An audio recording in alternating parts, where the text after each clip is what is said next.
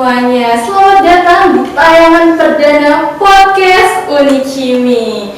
Nah, nanti beberapa waktu ke depan kita akan ngobrol bareng santai bareng aku, Cynthia Mariana dan aku Rizky Monim.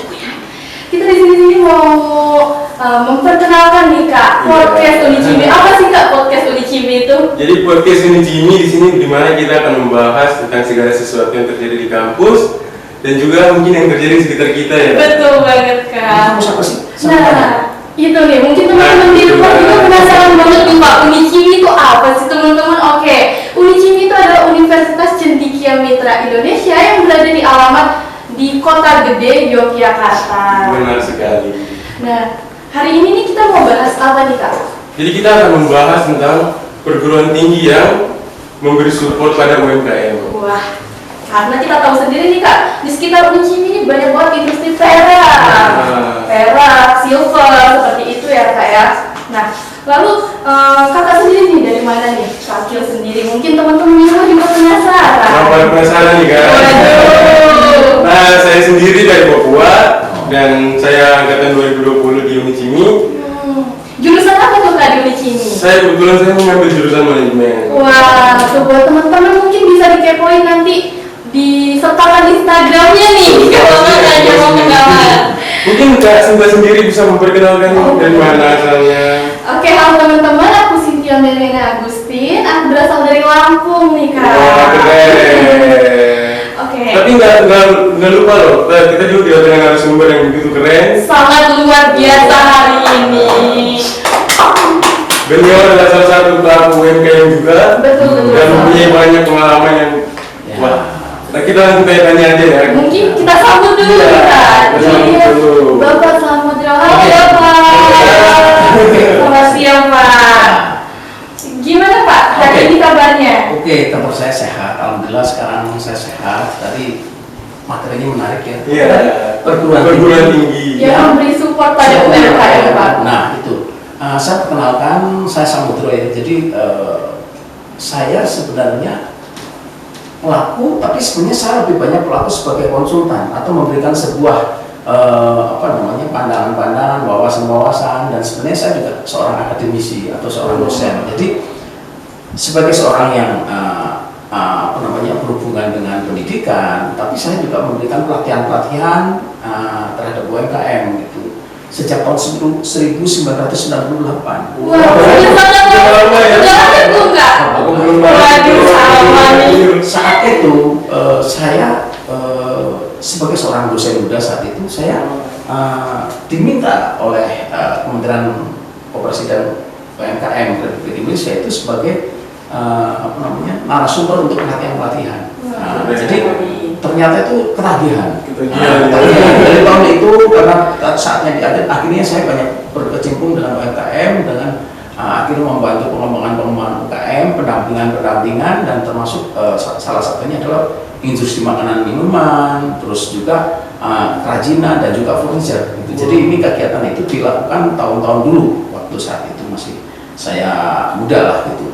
Nah, ternyata sampai sekitar 2020 itu saya masih bertahan, dan setelah pandemi ini memang saya agak berkurang gitu kegiatannya. Cuma pengalaman ini dari tahun 1998 sampai 2020 itu cukup cukup memuaskan ya. Memuaskan paling tidak seperti itu. Dan memang sebagai seorang akademisi yang ada di perguruan tinggi, judul tadi atau tema yang tadi disebutkan oleh Kakak Kiel ini menarik gitu. Karena bicara tentang perguruan tinggi yang memberikan support terhadap UMKM. Memang seharusnya perguruan tinggi itu harus memiliki peran yang mulia. Nah, teman-teman sekalian ya, perguruan tinggi, saya ingatkan sekali lagi, perguruan tinggi itu harus memiliki peran yang mulia. Peran yang mulia. Harus dicatat nih ya teman-teman. Perguruan tinggi idealnya menjadi industri mulia atau Nobel industri. Industri yang mendapatkan keuntungan dari masyarakat dan keuntungannya itu dikembalikan kepada masyarakat. Nah, apa keuntungan yang diberikan kepada masyarakat itu adalah dia memberikan support dari tridharma perguruan tinggi itu, ya kan? Ada penelitian, terus ada pengabdian masyarakat dan mungkin pendukung yang lain. Tapi paling tidak penelitian dosen juga mungkin bisa melakukan suatu kajian-kajian, penelitian ini yang support keilmuannya itu harus bisa memberikan satu support positif. terhadap industri sekitar, terutama UMKM gitu. Itu seperti itu. Berarti masih muda sekali ya Pak ya Apa ya? berkecimpung di UMKM. Ya, saat itu saya masih di bawah usia 30 tahun, saya sudah berkegiatan seperti itu dan seluruh Indonesia gitu. Wah, Jadi sangat luar biasa Kak. mohon maaf saya belum pernah ke Papua. Nanti di sana Harus dicoba nih Kak kita Kak. kita pergi perkembangan UMKM di sana Karena Papua memiliki sumber daya alam yang baik ya, terus sumber daya alam, tapi sumber daya manusianya mungkin harus banyak harus banyak. Jadi sumber daya alam ini jangan hanya dimanfaatkan oleh orang-orang luar yang bukan untuk masyarakat sekitar. Jadi seharusnya perguruan tinggi itu bisa berperan seperti itu dengan mungkin sekarang itu program Merdeka Belajar dan sebagainya. Itu sebenarnya dosen-dosen mahasiswa bisa bergerak ke masyarakat. Jadi bisa dikonversikan menjadi perkuliahan karena mahasiswa bisa misalnya manajemen dia bisa di sentra-sentra kota gede ada kuliner dan sebagainya itu disupport. Iya. Nah, terus dosen-dosen juga membuat satu penelitian, mungkin kajian, bahkan mungkin layanan-layanan terhadap masyarakat sekitar. Itu harusnya seperti itu gitu. Jadi layanannya misalnya kalau manajemen bisa ke bagaimana sih manajemen produksi yang bagus, manajemen pemasaran yang bagus, dan mungkin kalau di sini ada saya dengar ada prodi DKV gitu. Itu sangat bagus. Jadi memberikan prodi baru ya, di sini. bisa untuk support terhadap promosi dan sebagainya. Itu yang harus dilakukan. Jadi perguruan tinggi harus bisa berperan sebagai industri mulia, Nobel Industry gitu.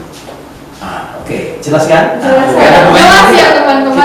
Kita berharap mahasiswa punya suatu peran yang bagus dan membuka pikirannya bahwa mahasiswa itu harus berpikir lingkungan sekitar, gitu, terutama UMKM. Gitu. Ini adalah lahan ideal karena jangan berpikir bahwa wah usahanya kecil, untungnya kecil, bukan.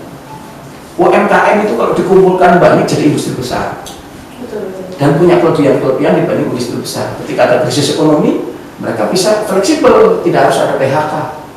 Gitu. UMKM seperti itu. Tapi ketika di saat dia kondisi dolar turun itu justru ekspor kerajinan meningkat itu. Iya. Saat krisis moneter tahun 98 itu terbukti. Oke, gitu. Silakan lagi. Mungkin itu teman-teman Unikimi nih. Tadi Bapak sebutkan bahwa kita bisa ikut magang Merdeka dan lain-lain ya Kak Kil untuk datang ke daerah-daerah yang memang kita bisa memberikan support nih teman-teman. Mungkin Kak Kil ada rencana mau dagang atau daftar hal-hal lain? Mungkin saya setelah mendengar ini, saya berpikir untuk saya harus melakukan sesuatu yang memperkuat UMKM atau mempermaju UMKM gitu ya. Oke, saya mau tanya. Kak Kil itu dari Papua ke sini kuliah ke Jogja? Iya Pak, saya dari Papua. Kalau sudah lulus mau kembali lagi apa tinggal di Jakarta? Saya mungkin akan kembali. Itu sebenarnya kontribusinya harus begitu.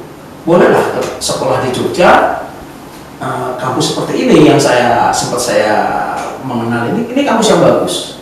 Tapi ketika mahasiswanya sekolah dari daerah, dari Lampung, kalau sudah lulus coba mengembangkan di daerah masing-masing. Jadi di sini dia punya peran terhadap support terhadap UMKM di sana gitu. Nah itu kira-kira pendapat saya seperti itu. Silakan.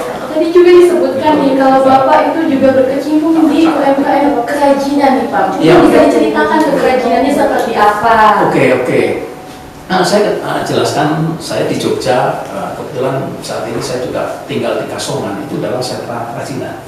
Jadi sebenarnya kerajinan ini ada yang fisiknya besar yaitu furniture mebel. Tapi kalau kerajinan dia bisa fleksibel, dia bisa berukuran kecil, ya kan? Dan ini bisa menjadi sebuah komoditas yang bagus untuk ekspor terutama. Jadi ini mahasiswa ini idealnya belajar bagaimana prosedur ekspor, cara-cara ekspor dan memahami negara-negara tren-tren atau perilaku konsumen mancanegara. Jadi kalau mau berbisnis, orang-orang kampung di sini, orang-orang sekitar desa namanya Kasongan, Jogja dan sebagainya, mereka adalah sentra-sentra industri. Dengan peran perguruan tinggi mereka didorong untuk bisa ekspor. Keren. Itu akan membangun kesejahteraan. Gitu. Mungkin kita juga bisa mencoba nih Kak Gil. Setelah mendengar hal ini, wah sangat tertarik. Tertarik sekali ya teman-teman sekalian. Nah di sini juga saya ingin bertanya nih Pak. Oke, silakan. Peran seperti apa yang bisa dilakukan oleh aktivitas Civitas Akademika yang untuk ikut berperan membangun UMKM. Mungkin Bapak bisa menjelaskan sedikit? Mengembangkannya. Sebenarnya kalau saya memberikan saran nih perguruan tinggi seperti ini, suatu saat dibangun sebuah klinik. Oh, sebuah Klinik ya, klinik pelayanan UMKM, misalnya layanan manajemen, layanan desain, atau mungkin psikologi. Nah, layanan psikologi. Psikologi dengan industri kan ada psikopreneur. Benar. Jadi ketika mahasiswa psikologi itu dia belajar tentang entrepreneur, bagaimana usaha-usaha mereka kan akan melihat bagaimana sih faktor yang mendorong pembelian masyarakat, misalnya mau ekspor pancaran secara psikologis mereka seperti apa, itu belajarnya ilmunya psikologi, mensupport terhadap industri. Nah, UMKM kebanyakan adalah masyarakat mungkin mereka tidak berpendidikan, tapi mereka berusaha, lulusan SMA dan sebagainya. Mereka memerlukan satu support terhadap perguruan tinggi dengan keilmuan yang ada perguruan tinggi. Jangan sampai sudah melakukan satu penelitian, skripsi dan sebagainya disimpan di gudang, busuk, dirayakin. Wah, itu sering terjadi nih sama teman-teman. Jadi cobalah mahasiswa dengan peran Civitas Akademika membangun apa yang dilakukan di kampus ini didorong ke masyarakat, ke UMKM sehingga dia bisa digunakan. Nah, benar sekali. Itu jadi jangan hanya disimpan di dalam terus tidak dimanfaatkan dan jadi sesuatu yang mubazir, dan kalau mahasiswa keluar dia merasa wah saya nggak bisa hidup di masyarakat karena tidak ada latihan. Benar sekali. Jadi sekali-kali datanglah ke UMKM, ke sentra-sentra sekitar nasional, coba membuat satu pandangan-pandangan, moga-moga di situ ada suatu ide-ide pengembangan dan bisa disupport program mereka. Gitu, ya. Nah, tadi Bapak kan dari tahun 98 Pak, di UMKM sampai saat ini nih, itu sudah berapa tahun? Wah, kalau dihitung ya 2022. Sebenarnya saya kemarin karena pandemi saja, pandemi saya agak istirahat. Oh, iya. Dan kebetulan di tahun 2014 sampai 2020 itu saya sebagai fasilitator di Kementerian Perdagangan di Pusat Pendidikan Ekspor. Keren ya. Nah itu, cuman memang aktivitasnya sempat agak terhenti karena waktu itu kan saya masih tinggal di Jakarta, jadi saya masih bisa beraktivitas. Tapi ketika 2019 kalau nggak salah saya di sini, ya kegiatan itu agak kurang, frekuensinya kurang lah. Terus 2020 saya pergi ke Palu. Jadi saya memberikan pengembangan di industri UMKM di Palu, terus juga mungkin pernah di Kerinci, di Sungai Penuh itu, terus di Gorontalo, Manado dan sebagainya, terus Kendari, Makassar, Palangkaraya, Kuburaya, itu saya pernah seperti itu. Dan saya akan hanya berpikir begini, Indonesia itu sangat kaya, sumber daya alamnya bagus, budayanya juga keren, terus kearifan lokalnya juga keren, tapi kenapa tidak diolah menjadi sebuah industri yang besar atau menjadi sebuah industri yang bisa mensejahterakan masyarakat lingkungan? Saya hanya berpikir ini karena perguruan tinggi tidak merespon itu. Iya, benar sekali seperti tadi Bapak bilang ya. Ya. Kita menyimpan di gudang, busuk.